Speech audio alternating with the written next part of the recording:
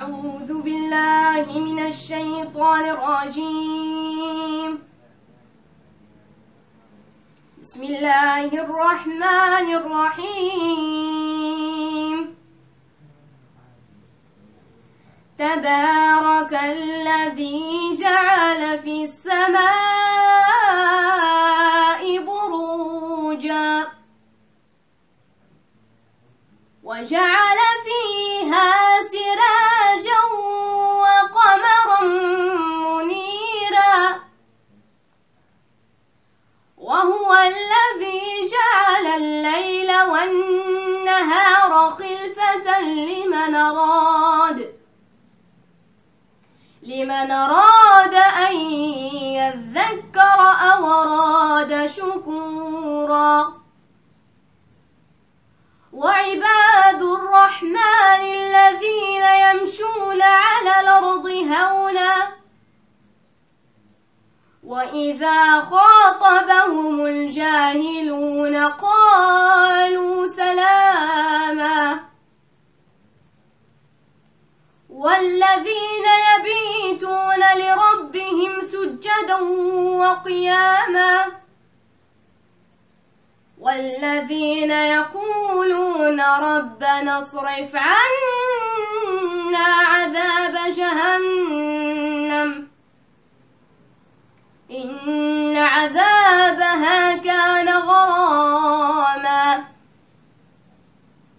إنها ساءت مستقرا ومقاما. والذين إذا أنفقوا لم يسرفوا ولم يقتروا وكان بين ذلك قواما. صدق الله العظيم. أعوذ بالله من الشيطان الرجيم. بسم الله الرحمن الرحيم. كافها يا عين صاد. ذكر رحمة ربك عبده زكريا إذ نادى ربه نداء خفيا قال رب إني وهن العظم مني واشتعل الرأس شيبا ولم أكن بدعائك رب شقيا وإني خفت الموالي من ورائي وكانت امرأتي عاقرا فهب لي من لدنك وليا يرثني ويرث من آل يعقوب واجعله رب رضيا.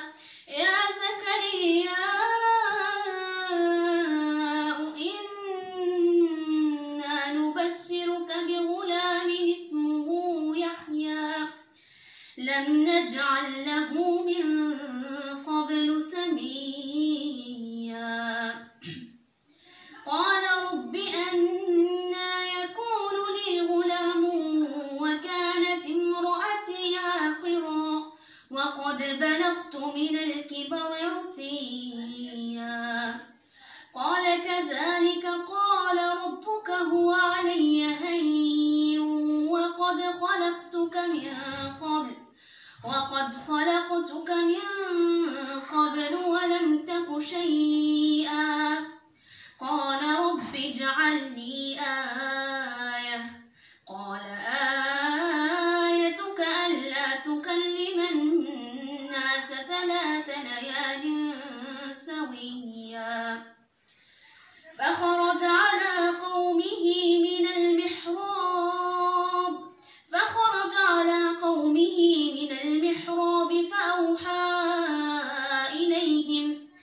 فأوحى إليهم أن سبحوا بكرة وعشيا. يا يحيى خذ الكتاب بقوة وآتيناه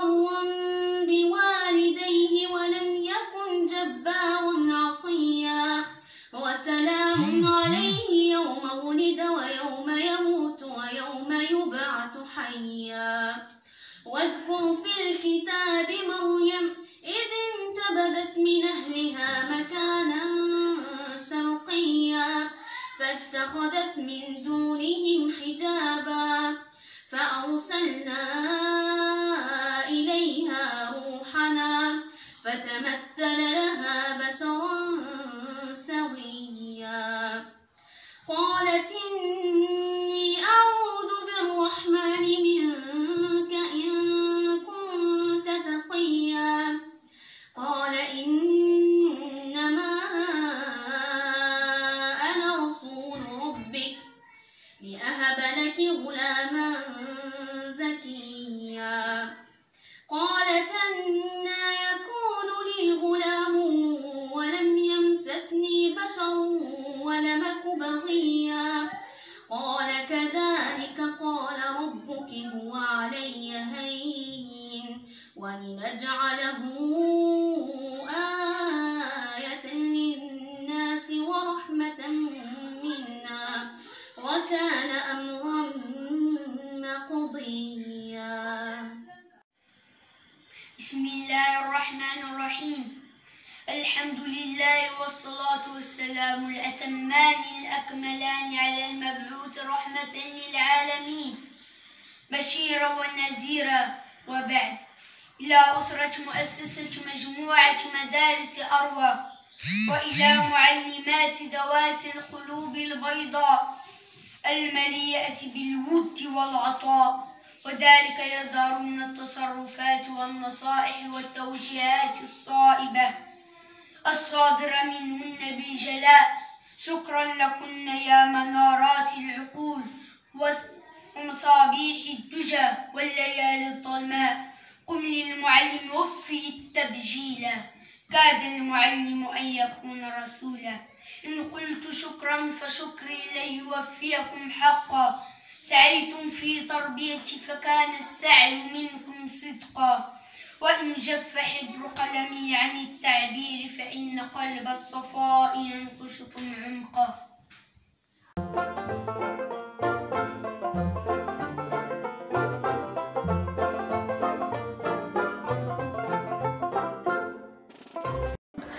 Salam alaikum, je suis Hiba Najd, une ancienne élève au collège Arwa.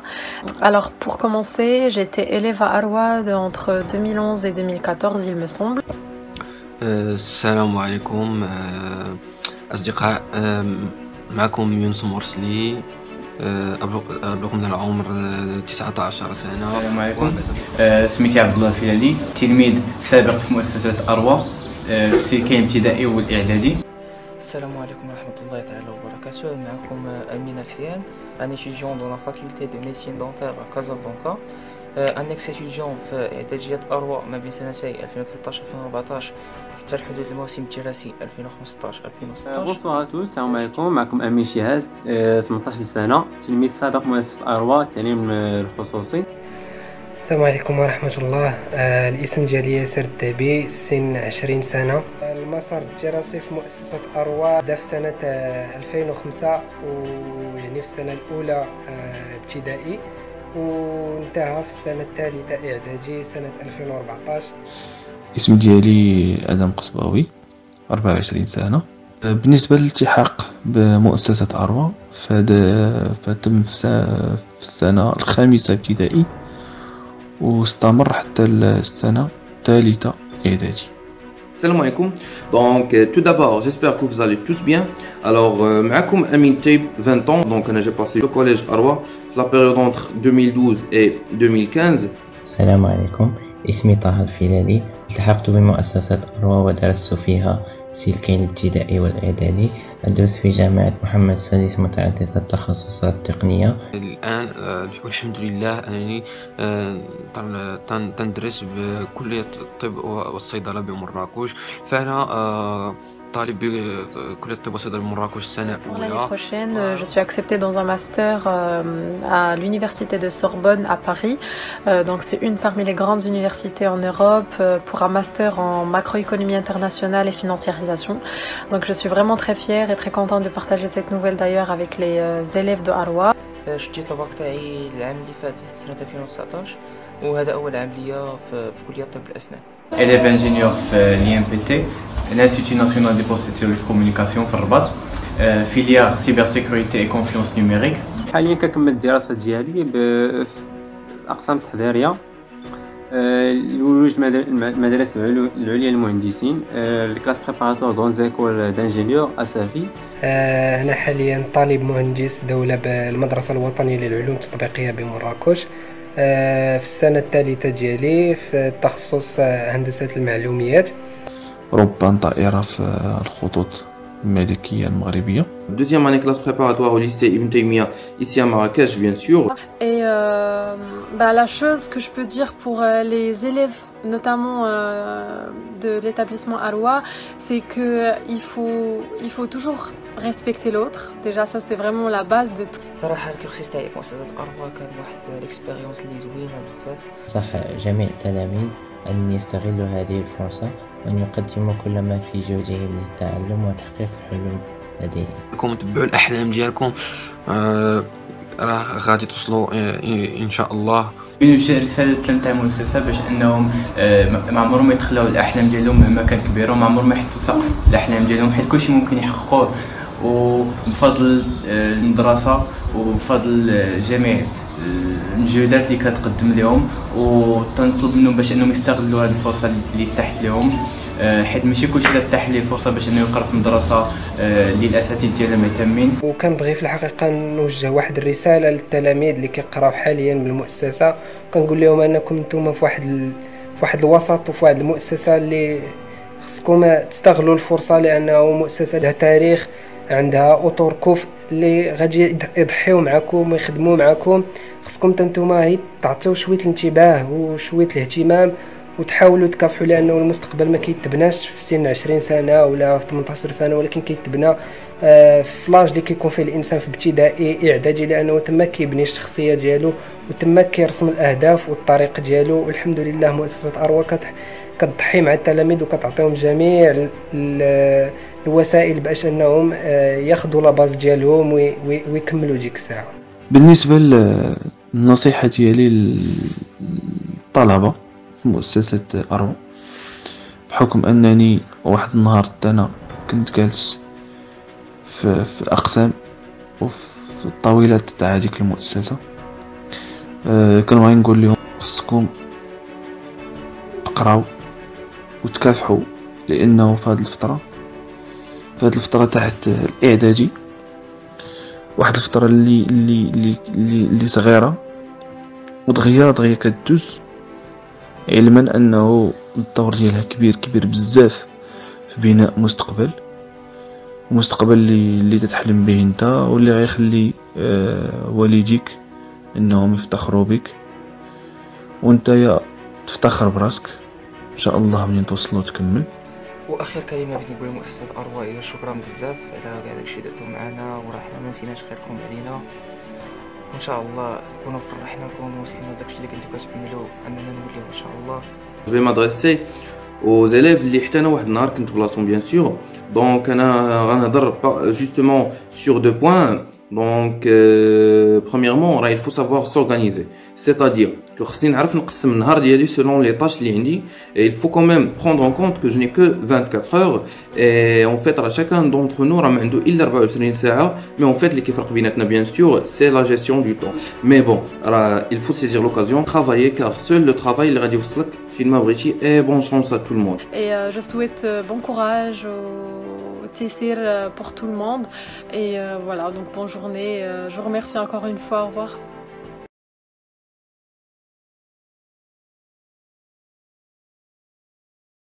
Salut, d'habitude c'est autour de ce verre de thé que je discute avec mes amis des sujets qui nous tiennent à cœur. Du jour au lendemain, on est privé de cette réunion amicale, chaleureuse et charnelle. La cause, vous le savez tous, Covid-19, donc le confinement. C'est vraiment une situation inédite, jamais vécue. Alors, je me suis dit, le verre de thé est là, et nous sommes toujours des copines. Donc, je vous invite autour de ce verre, même s'il est virtuel, pour tenir une petite causette autour de ce sujet imposant, déroutant et épineux qui a pu paralyser la planète entière. Alors, comment vous avez vécu l'isolement? Avant de vous céder la parole pour exprimer vos sentiments à l'égard de cette période anxiogène, je vais vous présenter mes amis tout d'abord. Hamoul Ajab, Sarah Joukeli, Doha Al-Amouri et Nouhail Al-Tayb. Alors pour moi, c'était comme si je vivais un film de science-fiction. Un ennemi incolore, invisible, si minuscule, si puissant, qui attrapait sans discrimination. Hommes, femmes, petits, grands, blancs, noirs, pays développé et en voie de développement, devant lequel toute la planète est en quarantaine. C'était un vrai cauchemar. Donc, je passe le verre de thé à mademoiselle Hamoul Ajab. Premièrement, merci pour ce verre de thé. Deuxièmement, je crois que le confinement est la solution adéquate pour réduire les ravages de ce virus. Ce qui m'a beaucoup touché dans cet isolement, c'est que ma famille, mes proches, mes amis me manquent beaucoup. C'est vrai, on se parle chaque jour, mais rien ne peut remplacer la présence, la chaleur, l'amour qui jaillissent de leur cœur. Pour mes études et mes loisirs, par contre, ça m'a beaucoup enchantée, puisque tout d'abord je suis casanière. Ensuite, je peux consacrer tout ce temps pour l'étude à distance et à aiguiser mes dents. Maintenant, c'est à toi, Sarah. Merci Ouda pour ce verre de thé. Ce verre de thé est très délicieux. En ce qui me concerne, j'ai cru que la planète Terre ne veut plus de nous, de l'être vivant, de l'âme, comme s'il était fâché contre nous. Il ne veut plus partager avec nous ses délices. Vous avez vu? On n'a pas pu jouir du printemps. Comme s'il nous disait: laissez-moi prendre de l'air, un air pur. Laissez l'univers prendre son rythme. Laissez-moi prendre un soupir de soulagement de ce que vous m'avez enseigné. Et ici, je rejoins l'idée de mon ami Ouda. Mais ça pour moi, c'était un film d'horreur. La parole est à toi, mademoiselle Nouhaila. Merci Ouda. Alors, écoutez mes amis, pour moi, un seul verset coranique peut résumer cette situation. J'ai réalisé à tel point que nous ne sommes qu'une poussière devant la volonté de Dieu. Et en claquant le doigt, tout s'est évaporé. Les projets, l'avenir, les normaliser, tout. Et la réflexion s'est limitée à la façon avec laquelle nous sauvons nos vies. Dieu soit loué. Maintenant, on commence à reprendre souffle, à goûter le don de la vie tout en l'appréciant vraiment. Alors, c'est ton rôle, Doha. Merci Ouda pour l'invitation. Pour moi, tout au début, je ne pouvais pas réfléchir. Je n'arrive même pas à avoir une idée. C'était vraiment une grande panique. Une peur de quoi? Une peur pourquoi?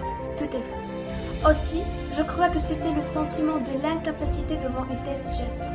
Comme si le monde entier est devenu un vaisseau spatial qui avance dans un brouillard épais. Et à chaque instant, on entend un tel ou tel pays frapper fort. Surtout lorsqu'elle a frappé fort la Chine, nous on faisait la sourdine. C'était le désarroi. Comment je passe ma routine? Tout le monde vit un stress extrême. Comment cela va finir et quand? Personne n'a une réponse définitive. Le monde entier t'attend.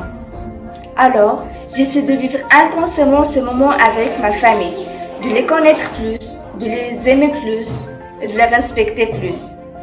J'exerce des activités diverses, la lecture, le sport, la cuisine. Et je suis sur Internet, mais d'une façon que je ne devienne pas addict. Alors, et pour l'avenir, on doit le façonner. C'est pour cela que j'ai opté pour une filière scientifique. Cela me permet de réaliser mon rêve, celui d'être ingénieur. Certes, ce virus est virulent. Néanmoins, il ne nous dissuadera pas d'atteindre nos objectifs tant que ce n'est pas la fin du monde. Et ce que je souhaite devenir, c'est être prof. Ce métier noble, fastidieux, mais qui honore. N'est-ce pas notre prophète, que la paix soit sur lui, et le maître de l'humanité? C'est mon idéal. Comme ce que vous avez dit, mes amis, cette pandémie ne sera pas un obstacle pour continuer ma vie et réaliser mon rêve. Cette crise m'a appris que je dois respecter le temps et la vie. Chaque instant est très important et très cher pour aboutir à son sommet. Et le mien, c'est d'être docteur, pour aider les patients et ouvrir un port d'espoir devant les malades. Certes, le chemin est lent et difficile, mais je réussirai, Inch'Allah. Après avoir passé 3 années à l'établissement Arwa, 3 années d'études pleines de joie, de sérieux, de l'évertissement, c'est l'heure de la quitter et terminer mes études dans les filières sciences économiques. dans l'objectif d'approfondir mes connaissances dans ce sens. J'envisage également de construire une carrière dans ce domaine qui constitue un pilier très actif et très important dans l'émergence économique du pays. Après avoir passé 3 années au sein de l'établissement privé Arwa, c'est là où j'ai appris à écrire mes premières lettres et à les prononcer.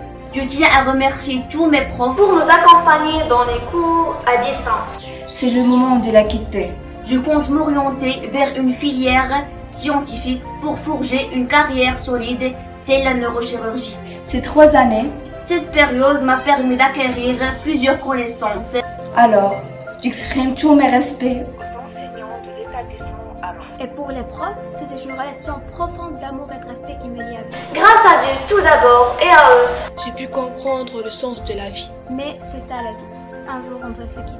Arwa sera toujours un tatouage dans ma vie. Ces 3 années, c'était que d'émotions, que de reconnaissance, que gratitude à l'égard des profs brillants qui ont tracé un sillon dans mon fort intérieur.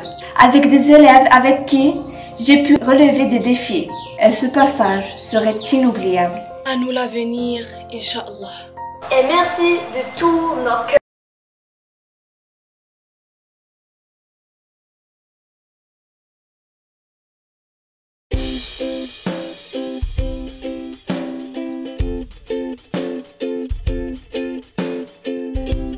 Hi there. Today I will offer you an easy and economical chocolate cake. To make this cake we need some ingredients. To make this cake we need a teaspoon of coffee, a cup of warm milk, 2 eggs, a pinch of salt, a bag of vanilla sugar, half of a cup of oil, 2 tablespoons cocoa powder, 2 bags of baking powder, and 2½ cups of flour.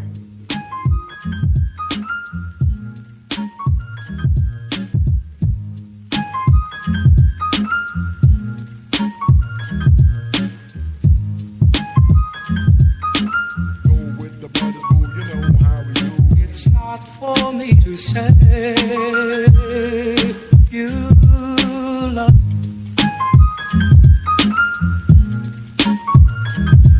It's not for me to say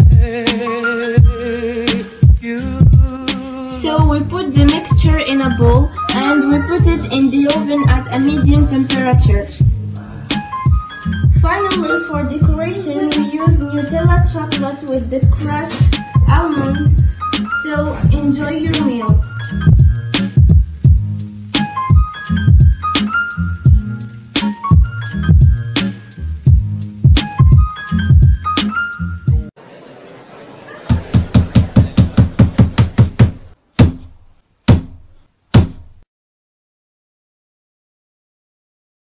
Oh rage, oh désespoir, ô vieillesse ennemie, n'ai-je donc tant vécu que pour cette infamie, et ne suis-je blanchi dans les travaux guerriers, que pour voir un jour flétrir tant de lauriers, mon bras qu'avec respect toute l'Espagne admire, mon bras qui a tant de fois sauvé cet empire, tant de fois affermi le trône de son roi, trahis donc ma querelle, et ne fait rien pour moi. Oh, cruel souvenir de ma gloire passée, heure de tant de jours en un jour effacé, nouvelle dignité fatale à mon bonheur, précipice élevé d'où tombe mon honneur. Faut-il de votre éclat voir triompher le comte, et mourir sans vengeance ou vivre dans la honte? Comte, sois de mon prince à présent gouverneur, ce haut rang n'admet point un homme sans honneur. Et ton jaloux orgueil par cet affront insigne, malgré le choix du roi mon insu rendre indigne. Et toi, de mes exploits glorieux instruments, mais d'un corps tout de glace inutile ornement. Faire, jadis tant à craindre, et qui dans cette offense m'a servi de parade et non pas de défense. Va, qui désormais le dernier des humains passe pour me venger en de meilleures mains.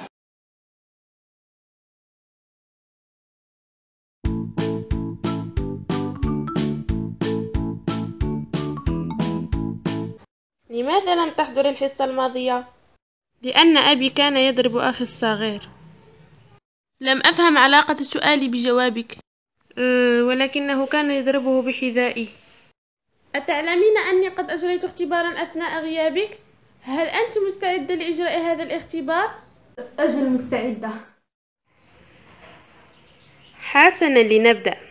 لدي عدة أسئلة سأطرحها عليك لتجيبيني أجوبة صحيحة.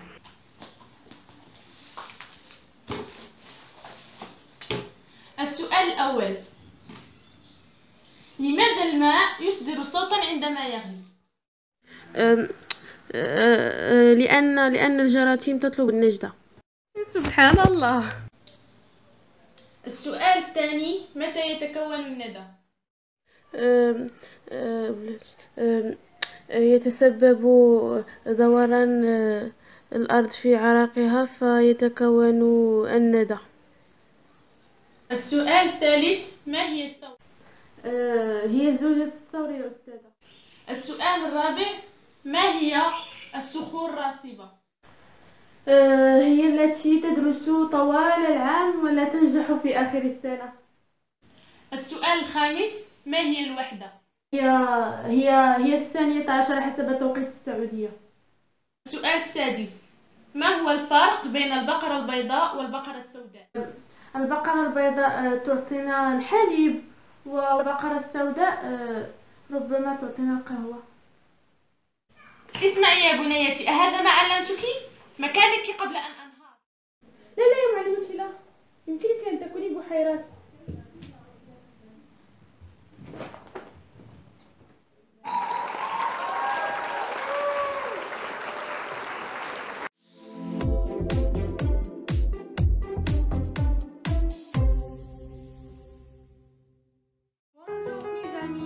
Aujourd'hui, je vais préparer un gâteau très délicieux et très facile. Venez avec moi. Bismillah. On prend 2 œufs, 7 cuillères de sucre, 7 cuillères d'huile, 7 cuillères de lait, 7 cuillères de farine, 2 sachets de levure. Mélangez tout.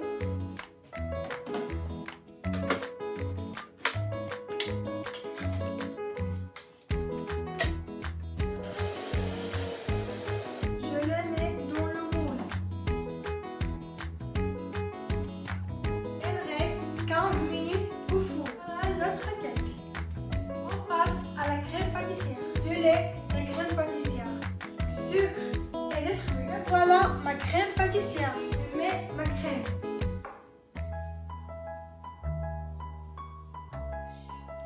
Je mets les fruits sur la tarte.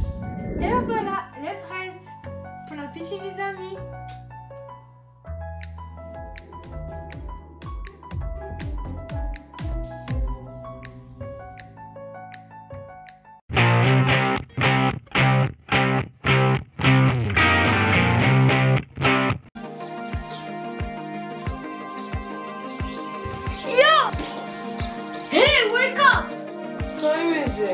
Look in your phone. Oh no. Yo, chill. Oh, okay. Let me change my clothes. A new day. Where is my phone? Ah, there. Yahya, how many lessons have you today? I have 2 lessons. And you? No, I have 3 lessons. What's your lesson now? It's English. Ah, me too. What is today? Today is Monday, 25 May 2020. Oh, thank you, bro. Oh, bro, it's so hot. I want some ice cream. Got you, bro. I got you, bro. I have for you some lemon juice. Thanks.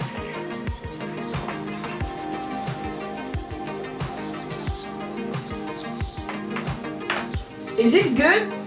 Yeah. 3:28 a.m.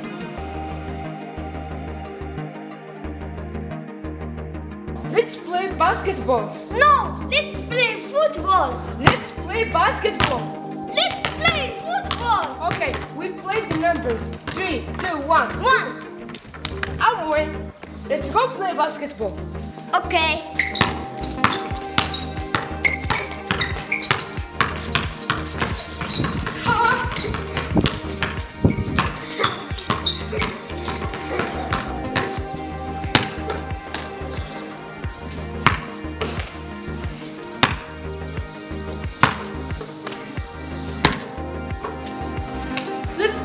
the basket. Give me the ball. Ah! Oh, yeah. Whee! Okay, let's play football. Let's go.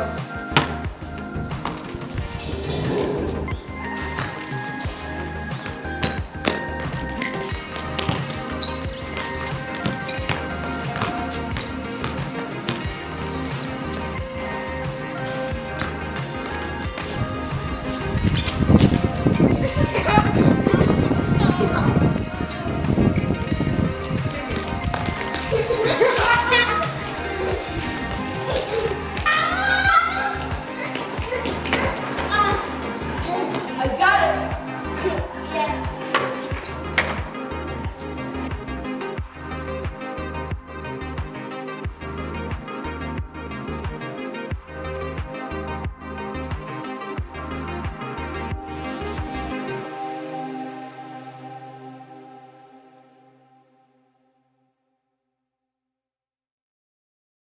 In this time, I go to my little studio and I take animation photo like this.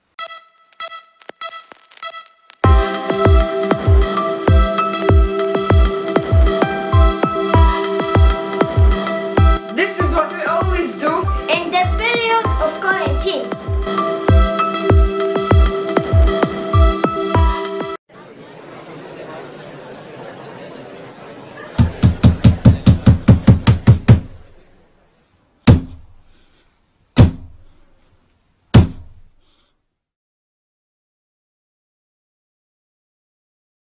À moins qu'en deux mots.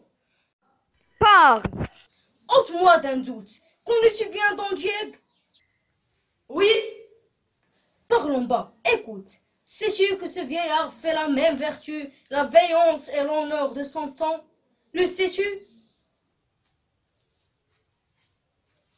Peut-être. Cette ardeur que dans les yeux je porte, sais-tu que c'est son sang? Le sais-tu? Que m'importe. À 4 pas d'ici, je te le fais savoir. Jeune présomptueux. Parle sans t'émouvoir. Je suis jeune et il est vrai, mais aux âmes bien nées. La valeur n'attend pas le nombre des années. Te mesurer à moi qui t'arrondit si 20 ans qu'on n'a jamais vu les armes à la main. Mais pareil, à deux fois ne se font point connaître, et pour leur coup d'essai, veulent des coups de maître. Sais-tu bien qui je suis? Oui, tout autre que moi, au seul bruit de ton nom pourrait trembler d'effroi. Les palmes dont je vois ta tête si couverte semblent porter écrit le destin de ma perte. J'attaque en téméraire un bras toujours vainqueur, mais j'aurai trop de force ayant assez de cœur. À qui vont son père, il n'est rien impossible. Ton bras est invaincu, non, mais non pas invincible.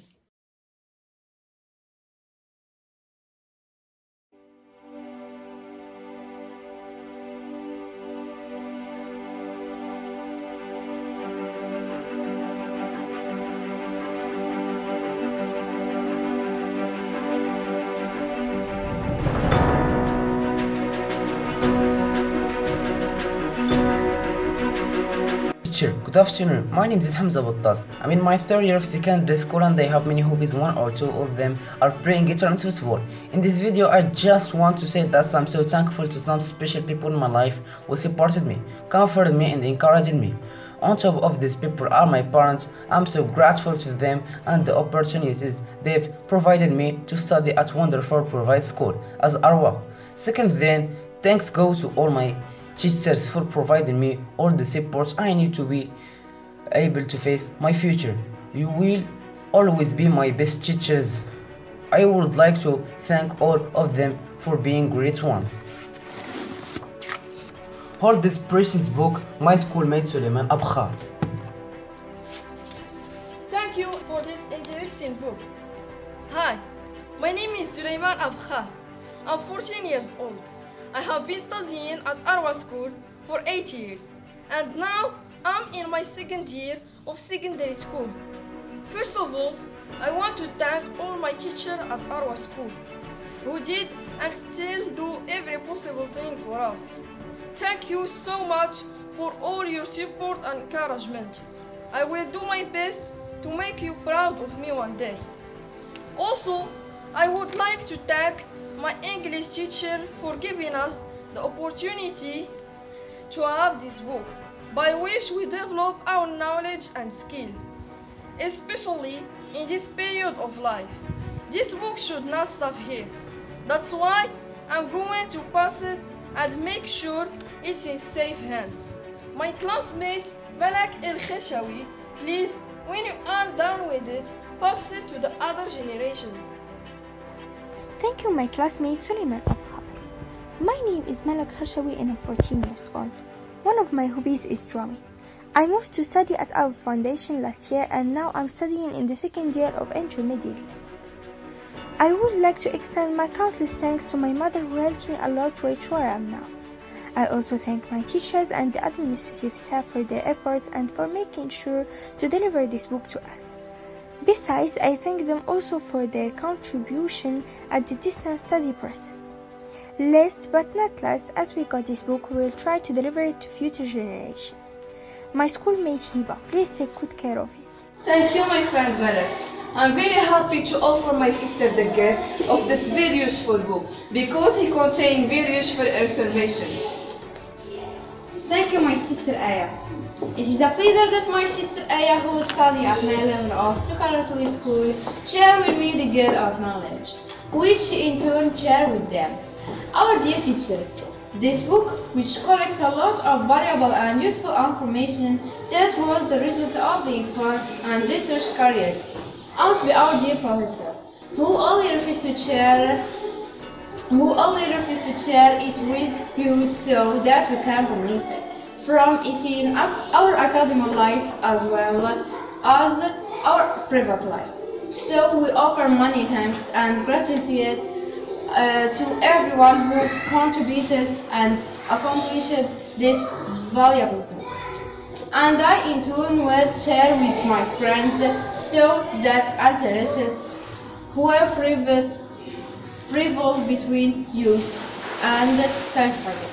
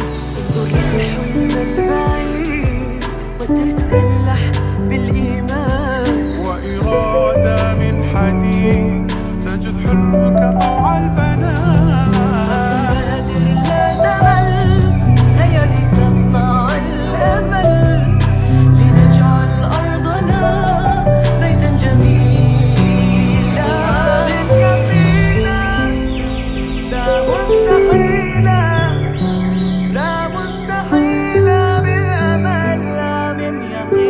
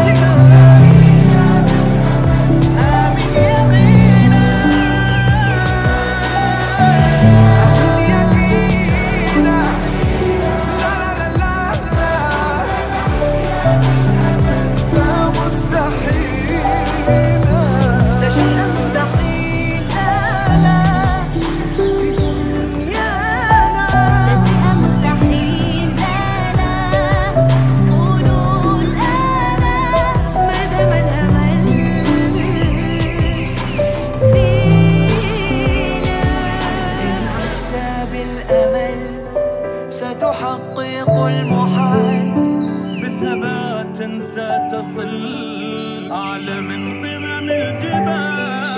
انظر للحلم البعيد وتسلح بالإيمان وإرادة من حديد تجد حلمك طوع البنان. بادر لا تمل هيا لتصنع الأمل لنجعل أرضنا بيتا جميلا. آمن يقينا لا مستحيلا لا مستحيلا بالأمل. آمن يقينا آمن يقينا